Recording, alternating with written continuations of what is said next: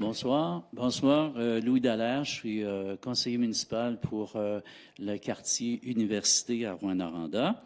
Ce soir, on a deux consultations. Avec moi, j'ai Yvon Urtubise, qui est représentant des districts. De quel district est déjà Yvon? Je suis conseiller municipal pour le district de McWatters, Belcombe et Cadillac. Donc, Yvon est là parce que ça touche son district, entre autres.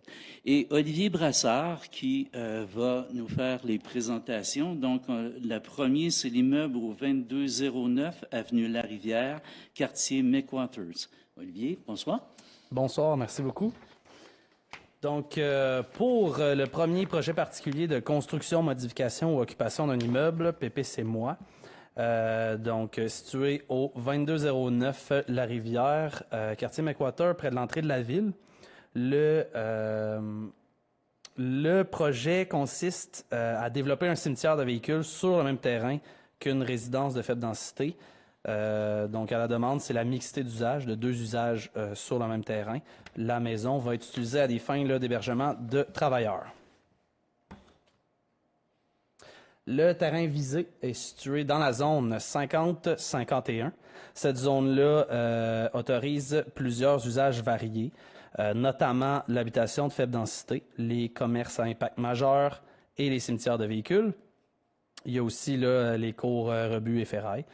Les deux usages qui sont visés par la demande sont déjà autorisés dans la zone, donc l'élément au cœur de la demande, c'est plutôt le fait que deux usages autorisés soient exercés sur le même terrain. Puis ça, c'est pas autorisé actuellement dans la zone. Donc, l'immeuble ressemble à ceci. La maison que vous voyez, c'est la maison en question qui héberge les travailleurs.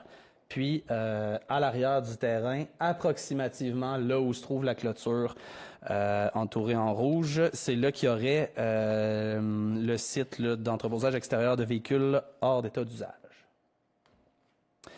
L'entreposage s'implanterait approximativement comme c'est schématisé dans la diapositive. Qu'est-ce qui va être entreposé? C'est toutes sortes d'équipements, machinerie et véhicules qui sont assurables, souvent qui ont été saisis à des fins puis qui sont revendus là, dans les encans. C'est de l'entreposage qui est temporaire, donc ces véhicules-là et machinerie vont être destinés à quitter la région. Donc, c'est comme une zone de transition projetée qui va être sur le terrain. Les éléments qui vont être entreposés sur ce terrain-là, ça va être très varié. Des véhicules routiers et récréatifs. On va avoir des camions et de l'équipement lourd. Il va avoir des petits véhicules comme des VTT, des motos et tout ça. Puis, il va également avoir des bateaux. Les distances séparatrices avec les terrains voisins résidentiels demandés à la demande seraient de 10 mètres, donc à gauche, la bande rose, puis avec le voisin qui est en fait une cour de recyclage de métaux, la distance séparatrice avec ce terrain-là serait de 1 mètre à la demande. Si on recule, l'aire d'entreposage ressemblerait à ça, occuperait pas l'entièreté du lot, mais une bonne partie. Puis, on peut voir là, la répartition des usages autour de ce terrain-là. Donc, à gauche, à l'ouest, il y a deux usages résidentiels dans le voisinage. Puis, à droite, le seul voisin immédiat, qui est la cour de recyclage de métaux, qui serait considérée là, commerciale ou industrielle. Je vais revenir sur les bandes tampons. Donc, je rappelle que le propriétaire, à la demande, propose des distances de recul de 10 mètres avec les terrains résidentiels voisins. Puis, les images qu'on voit, c'est un comparatif à quoi ressembleraient des distances séparatrices de 10 mètres à gauche qui est demandé, puis de 20 mètres qui serait un peu plus strict si on venait là, à imposer un recul plus important. Même principe, à gauche, distance de 10 mètres, à droite, distance de 20 mètres, mais avec plus de recul. Au niveau des usages, des éléments dérogatoires au règlement de zonage. Premièrement, comme décrit, il y a la mixité d'usage sur le même immeuble alors que ce n'est pas autorisé dans la zone. Ensuite, il y a des éléments qui concernent l'implantation de la zone d'entreposage et des clôtures associées à ça. Donc, premièrement, si on se concentre à l'est, à la deuxième ligne, il y a la bande tampon. Toutes les aires d'entreposage de ferraille de véhicules doivent être entourées d'une bande tampon végétalisée et clôturée. Et cette bande tampon-là doit être minimalement à 2 mètres de toute ligne de terrain. À l'est, donc côté cours de recyclage de métaux, la distance de la bande tampon serait uniquement de 1 mètre. Puis, l'aire d'entreposage, elle, serait implantée à une distance de 3 mètres de la ligne. Pour ce qui est de l'implantation d'un aire d'entreposage de ferraille, la distance minimale prévue au règlement de zonage est de 50 mètres pour toute ligne de terrain. Si on se déplace à l'ouest, donc la dernière ligne, le seul élément dérogatoire, c'est l'implantation de l'aire d'entreposage qui serait située à 10 mètres des lignes latérales sud et, il y a une petite erreur, et ouest, pas est. C'est issu du même article, donc c'est les mêmes distances minimales de 50 mètres. Au niveau du plan d'urbanisme, toutes les demandes de PPC-moi ou de changement de zonage doivent procéder à une vérification, à savoir si la modification qu'on vient apporter est conforme au plan d'urbanisme. Donc, dans le plan d'urbanisme, on se situe dans l'affectation rurale, secteur rural. Le côté volet maison, les fonctions résidentielles de faible densité, eux, constituent la fonction dominante de l'affectation rurale. Donc, évidemment, ce volet-là est tout à fait conforme et compatible au plan d'urbanisme. Niveau entreposage de véhicules, cimetière de véhicules. L'usage cimetière de véhicules va s'apparenter davantage à une fonction industrielle lourde. Et puis, dans l'affectation rurale, seules les fonctions industrielles artisanales sont compatibles. Par contre, qu'est-ce qui est important à savoir? Dans la zone visée, l'usage de cimetière de véhicules est déjà autorisé, donc il n'est pas nécessairement à l'étude au niveau du PPC-moi. Ce qui est plus important à analyser, c'est la notion de mixité d'usage. Puis ça, dans le plan d'urbanisme, il n'y a aucune mention là, sur les compatibilités ou les incompatibilités au niveau de la mixité d'usage dans les affectations rurales.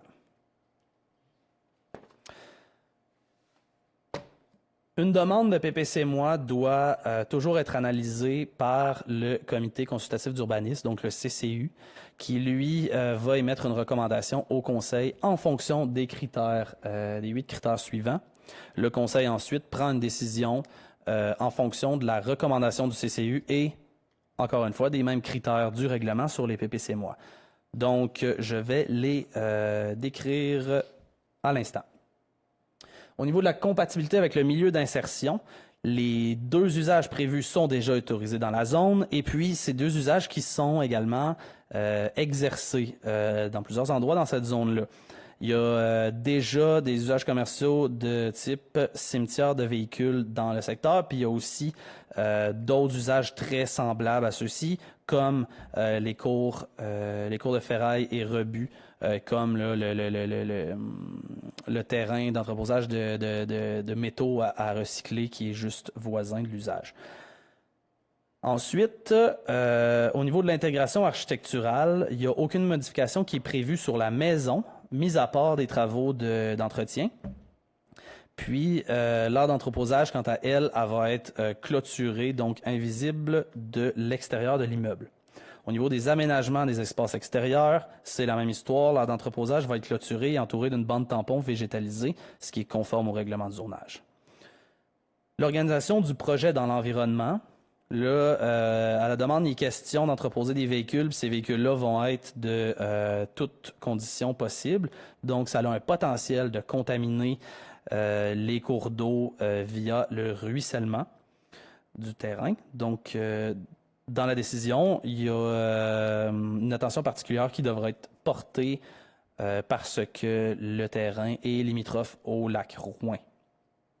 Au niveau de l'organisation fonctionnelle, l'accès de la maison et de l'aire d'entreposage va se faire par la même allée. Puis le terrain, par sa grandeur notable, peut supporter les deux usages en même temps. Les composantes socioculturelles ne s'appliquent pas. Par contre, le développement régional ou local, ça peut s'appliquer. On parle de l'expansion d'une entreprise dans une des seules zones où l'usage projeté est autorisé, et ce, sur tout le territoire de la ville de Rouyn-Noranda. Au niveau de la faisabilité du projet, le projet est réalisable à court terme. En fait, le demandeur a acquis le terrain récemment à cet effet.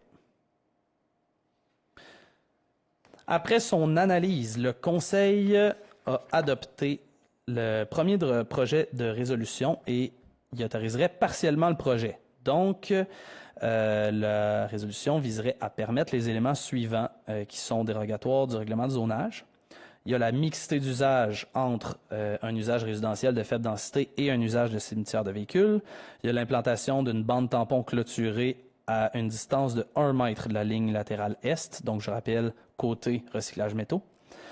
Il y a l'aménagement d'une aire d'entreposage de cimetière de véhicules à 3 mètres de la ligne est, toujours le même côté. Aménagement d'un aire d'entreposage cimetière de véhicules à 20 mètres des lignes à l'ouest du terrain, donc les terrains résidentiels. Donc on peut voir le chiffre a changé par rapport à ce qui a été demandé parce que le fait que la distance séparatrice de 10 mètres qui était demandée était jugée pas suffisante. Donc cet aspect-là a été refusé puis a été monté à 20 mètres au lieu de 10. Avec l'autorisation viennent des conditions. Premièrement, on viendrait fixer une distance minimale de 100 mètres entre l'aire d'entreposage et le lac Rouyn, puis que cette distance soit maintenue boisée. Donc, ça fait une bande tampon de 100 mètres qui vient protéger le cours d'eau. On viendrait fixer une marge de recul de 50 mètres entre l'aire d'entreposage et la ligne avant. Donc, l'emprise de la 117. Il y a l'aménagement d'une bande végétalisée boisée entre l'aire d'entreposage et la maison située sur le terrain. Puis évidemment, on prévoit l'exception d'une ouverture de 10 mètres pour permettre aux véhicules de passer. Ensuite, maintien d'une bande végétalisée boisée de 20 mètres entre l'aire d'entreposage et les terrains résidentiels situés à l'ouest. Donc, ça correspond à l'entièreté de la ligne de recul. Puis, l'aire d'entreposage doit se limiter uniquement aux véhicules et pas aux pièces détachées. Donc, ça vient un peu réduire les impacts cours de ferraille de l'aire d'entreposage. Ce qui explique pourquoi on accepte des distances un peu plus petites que 50 mètres. Au niveau du calendrier d'adoption, le 15 décembre 2025, le premier projet de résolution a été adopté par le Conseil. 9 jours plus tard, le 24 décembre, ont été publiés les avis publics de consultation qui viennent convoquer la présente assemblée d'aujourd'hui, le 12 janvier. Suite à cette assemblée-là, s'il n'y a pas d'opposition formelle, il y aura l'adoption du second projet de résolution le 26 janvier. Suite à ce projet de résolution-là, il va y avoir la publication de nouveaux avis publics, mais ceux-ci s'adresseraient uniquement aux personnes habiles à voter. La raison derrière ça, c'est parce que la demande vise un usage et les usages sont en très grande majorité susceptibles d'approbation référendaire. Si tout se passe bien, le 23 février, il y a l'adoption de la résolution sous sa forme finale qui, elle, entrera en vigueur une fois qu'elle sera publiée le 4 mars 2026. Merci, Olivier, Monsieur Brassard. Je prendrai s'il y a des gens dans la salle qui veulent amener un commentaire. Je pense qu'il n'y a pas de commentaire. Donc, ça clôt ce PPC-moi de l'immeuble visé au 2209 avenue Larivière, quartier McWaters. Donc, on va faire la lecture du projet particulier de construction, modification ou occupation d'un immeuble. L'immeuble visé est le 2049 avenue La Rivière. Monsieur Brassard. Merci beaucoup. Donc, le terrain situé, il est situé au 2049 La Rivière, toujours au McWater, même zone à l'entrée de la ville. Le projet consiste en l'expansion des activités d'une entreprise de paysagement. On va implanter 2 nouvelles serres, bureaux administratifs et 2 sites nouveaux d'entreposage extérieur. Il va maintenant sur le terrain, il va avoir la vente de produits paysagers directement sur place. Le terrain se situe dans un secteur rural qui permet une grande variété d'usages. Donc, toujours la zone 50-51 dans le quartier McWaters. La zone autorise, parmi les usages qui sont autorisés dans cette zone-là, il y a les usages de la classe commerce à impact majeur, c'est 3. Il y a aussi les commerces reliés aux véhicules légers, cimetières de véhicules, cours à rebut, comme on a vu au précédent PPC Moi. Les usages qui sont exercés par l'entreprise sont autorisés. Là, on parle d'aménagement paysager parce qu'ils font partie de la classe d'usage commerce à impact majeur. L'élément dérogatoire au niveau des usages, en fait, c'est que dans cette zone-là, pour les usages commerce à impact majeur, seules les activités d'entreposage extérieur de type C, ça en résumé, c'est toute forme de machinerie, équipement et véhicules qui servent aux opérations directes de l'entreprise. C'est les seuls types d'entreposage extérieur qui sont autorisés pour cet usage-là. Ici se situe un résumé des activités que je vais passer rapidement parce que, comme vous voyez en vert sur la page, ça, c'est les éléments qui vont être un élément dérogatoire. Puis les éléments dérogatoires vont être détaillés plus en profondeur dans les prochaines pages. Donc, en gros, il va y avoir le maintien du bâtiment existant qui est utilisé comme bâtiment principal. Il va y avoir 2 serres qui vont être implantées en cours avant. Il va y avoir quelques heures d'entreposage qui vont être utilisées à des différentes fins, à différents milieux sur le terrain. Il va y avoir l'implantation d'un conteneur à des fins de bâtiments accessoires en cours avant. Puis également, il est prévu qu'il soit implanté une enseigne lumineuse en cours avant qui, elle, va se faire là, de façon conforme au règlement de zonage.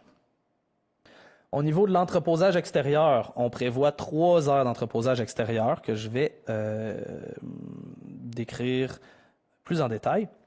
Premièrement, en bleu au sud du terrain, qui est une heure d'entreposage dite de type A. Ça, type A, c'est toutes sortes de produits qui sont destinés à la vente. Ces produits-là, dans cette aire d'entreposage-là, vont être des arbustes, du paillis qui est vendu en sac, et puis des briques. Les arbustes vont monter jusqu'à une hauteur approximative de 3,1 mètres.